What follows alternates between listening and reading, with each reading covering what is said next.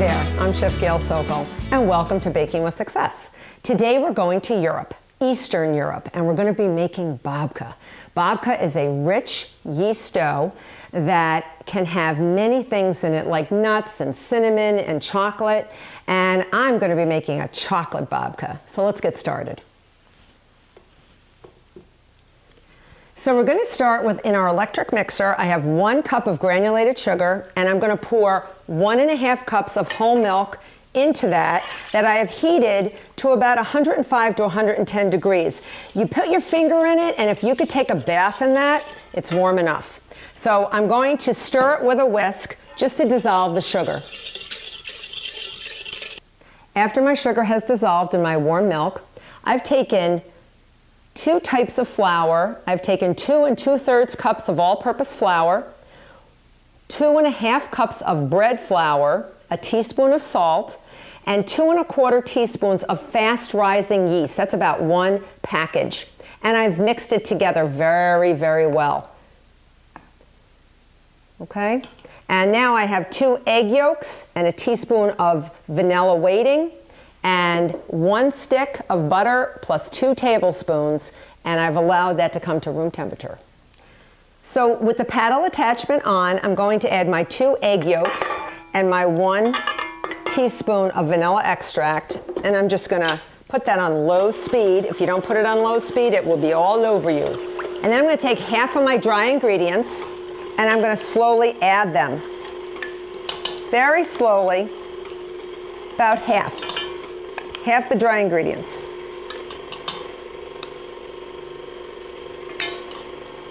And gradually you'll see a dough form.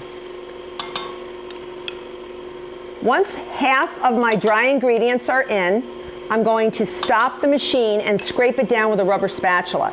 That's a great way to make sure that all your dry ingredients are incorporated.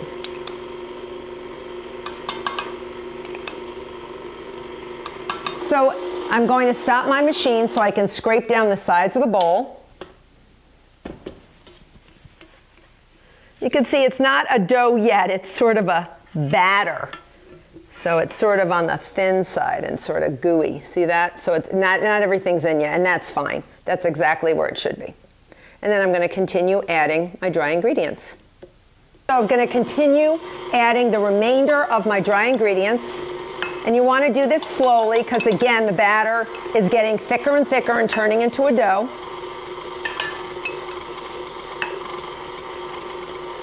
So make sure it's on low speed.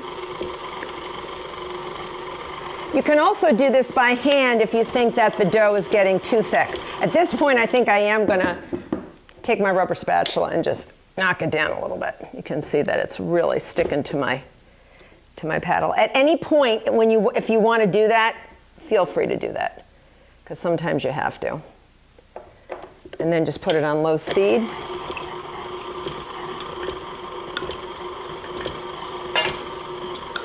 Until the remainder of the batter, of the flour's in here. Now I'm going to add my softened stick and 2 tablespoons of butter. Just get that right in there. Very rich dough, you can see. Very, very loaded with butter. Yum. And don't worry if it's not completely mixing. We're going to mix it on the work surface. Don't worry.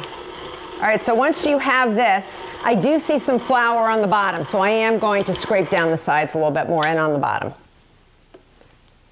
So just pull this off and push it in there. You can see it is now really a dough.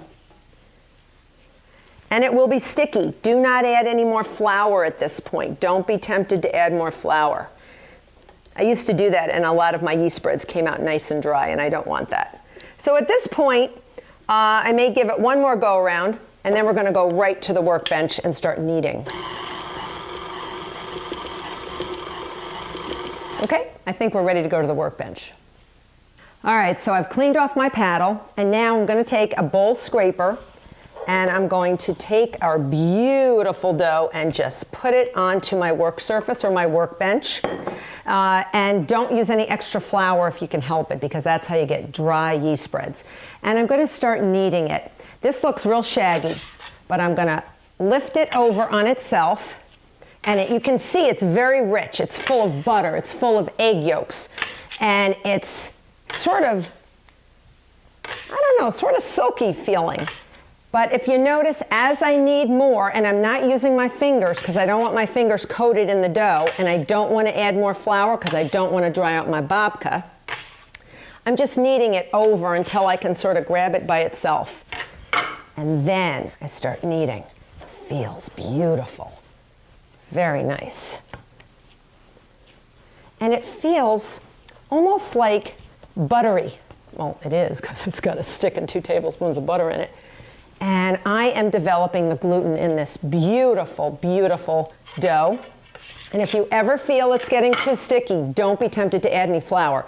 If you have to add a couple of teaspoons maybe to your work surface, you can. And I have them on the side here in case I need a little bit of flour, but I'm not using it. I'm not giving in to the dark side because I don't want a dry babka. Once you see that you've kneaded it a little bit and it's become smooth and elastic, and it really has, I've taken a bowl and I've sprayed it with a nonstick cooking spray, and I'm going to put my dough right in there, and then I'm going to flip my dough over so the grease side is up, and I'm going to cover it with some plastic wrap. So I'm going to cover it with plastic wrap super tight, or even a kitchen towel, and then I'm going to put it into a nice warm place. I have a nice warm closet, but you can use an unlit oven if you want to, or even a garbage bag, a clean garbage bag that you slide your bowl into, and then just put it up and get a lot of air into it, and warmth and humidity will actually form in there because of the yeast undergoing fermentation. And you're going to let this rise for about an hour and a half. I'm going to my closet. While our babka dough is rising, we're going to make the filling, the chocolatey filling for our babka dough. So I have 1 1/3 cups of mini chocolate chips, and they're mini. Don't be tempted to use the large ones like I have. Don't do it. Don't make that mistake. The little ones actually will blend in a little bit better into the dough and won't rip the dough. And then I have 1 cup of packed light brown sugar. If you like dark brown sugar, you can use dark as well. It just has a little more molasses in it. 6 tablespoons of unsweetened cocoa, just adds to the chocolatiness. And 1 teaspoon of cinnamon. And you're going to mix that all up. And that's your filling, that's it. So once this is done, you set it aside, and half is going to be for one babka and half for the other, since we're making 2. You always want to make 2 babka. So we're going to put that aside, and now we're going to be making a streusel topping that'll go on top of the babka, and I'll show you how to form it as well. So I have 4 tablespoons of confectioner sugar, 2 tablespoons of flour, and 2 tablespoons of very soft butter, unsalted butter, you can see that. And I'm going to work this in, and it will take a few minutes. You can use a fork and a knife to cut it together in with your flour, but I really just want light, sort of white clumps. And we're going to top each of our babkas with a little bit of our streusel topping. So I'm just going to work this for a little bit. And there you have it. See our streusel clumps? And we're just going to put those aside. Now we're ready to roll out our dough. Okay. Our babka dough has risen. And remember, don't get upset if it hasn't risen too much. It's been an hour and a half, and it really hasn't risen that much. I didn't show it to you because it really didn't change. It's because of all the butter. The butter doesn't allow a rich yeast dough to rise, so it's doubled. So don't get worried about it. The yeast was alive, everything was fine. So I divide it in half, and I've rolled out 1 piece of dough into a rectangle 14 inches by 15 inches. And now I'm going to take my lovely filling, and I'm going to scatter it all around. And the best thing to do is to just sort of take, and you want half of that because the other half will be used for the other half of dough. And I've already made my other half of dough, so I just wanted to show you how I do half. In the meantime, while I sprinkle this around and roll it, push it down with a rolling pin so it adheres, I have sprayed a 9 by 5 by 3 inch loaf pan with nonstick cooking spray and lined the long edges with parchment paper and sprayed it again, because all this glorious chocolate and all this glorious cocoa and sugar will caramelize in the oven. And caramelization means stickiness, and stickiness means it won't come out of the pan. So spray well, okay? So now once I'm all around and I've gotten my filling everywhere, don't be afraid if it falls out a little bit. We'll stick all those little babies back in. Take a rolling pin and squish it down, like push, push, push, so that the filling adheres. All right? And I have a lot of chocolate chips over here, so let's sprinkle them around. Sometimes they're heavy, so they sort of stay with each other. Okay? So we want to spread the chocolate around, guys, because they're so good. We want chocolate in every single bite. So after you press down, you're going to start rolling it like a spiral. And very gently from one end, you're going to roll as tight as you can. And don't be afraid of any little clumps of sugar. They'll dissolve and turn into this beautiful caramelized filling.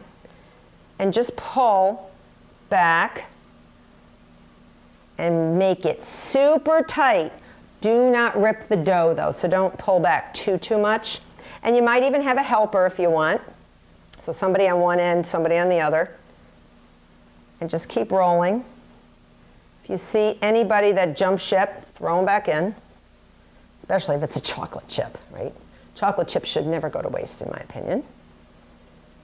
And if you like nuts, you could even add some chopped walnuts or pecans or almonds to this, but I just sort of like the chocolate, the way it tastes so good. And then you're going to try to keep it straight. So pull your edges out a little bit so that the edges match. Okay. And once you get to the end, oh, I see you. Once you get to the end, you're going to just pinch the edges. See how I'm pinching my seams? Just pinch them a little bit. They don't have to be perfect. Because the one good thing about babka, it's sort of swirly when you cut into it, and it's not perfect. It's just really, really like swirly and chocolatey and doughy and yummy. And at this point, I'm going to take my knife. So get a really nice sharp knife and cut it in half. And just saw gently. Don't use a serrated knife. And I want to show you something of beauty. Do you see that? Do you see those little swirls in there? Oh, that is going to make our babka beautiful. Now you're going to put one half on top of the other half like a giant X. And then you're going to grab both halves and you're going to sort of twist them. Twist them. Do the twist. And then you're going to gently lift everybody up and shove it into that pan and push down. And if it rips a little, that's fine. And if you see you have a little more filling, just sprinkle it in. I'm going to let this rise till it's doubled in size. Again, it may not double. You just want it to rise a little for about 45 minutes. And if you see it's not going anywhere after 45 minutes, that's fine. And I'll show you what we're going to do when it has risen. So I've preheated my oven to 350 degrees, and you can see my beautifully risen babka. And I'm going to cut my streusel topping in half and sprinkle half over the top. It's going to give some nice color contrast. And just let it fall wherever it may. All right? And I'm going to put this in the oven for about 40 to 50 minutes. But first I'm going to wash the butter off my fingers. A lot of butter. I'm going to put this in the oven until it gets nice and golden brown. Look at this chocolate babka. Isn't that amazingly gorgeous? And you can see the swirls. So the tighter that you roll your log of dough, the more swirls you will have. So I got to try this, okay, because I just can't wait any longer. So good. Chocolatey and a little cinnamony. It tastes like I'm in Eastern Europe, baby. Delicious. I'd like you to try to make this. I would like you to go to more of my YouTube videos. They are really varied. I have tons of them. And please go to my website, Baking with Success with Chef Gail Sokol. Thank you for joining me. I'm stuffed with babka. I love it. I love doing this for you. Until next time. Oh, so good.